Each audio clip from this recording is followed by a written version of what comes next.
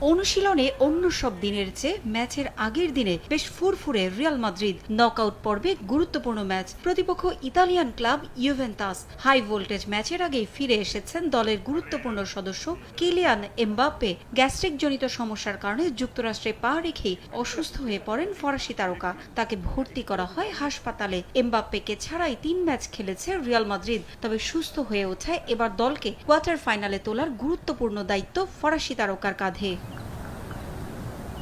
ইউরোপের অন্যতম সফল দল রিয়াল মাদ্রিদের এবারের মৌসুমটা কেটেছে শিরোপা ছাড়া। নতুন কোচ শাবি আলোনসো ফিফা ক্লাব বিশ্বকাপের আগে দায়িত্ব নিয়ে দলকে কক্ষপথে ফেরানোর চ্যালেঞ্জ নিয়েছেন। গ্রুপ পর্বে আল হিলালের সঙ্গে ড্র, পাচুকা ও রেডবুল সালসবুর্গকে হারিয়ে 7 পয়েন্ট নিয়ে নকআউট পর্ব নিশ্চিত করেছে রিয়াল মাদ্রিদ। অন্যদিকে গ্রুপ জি থেকে 6 পয়েন্ট নিয়ে রানার্স আপ হয়ে এসেছে ইউভেন্টাস। সামনে কঠিন ম্যাচ, আলোনসোর সামনে চ্যালেঞ্জ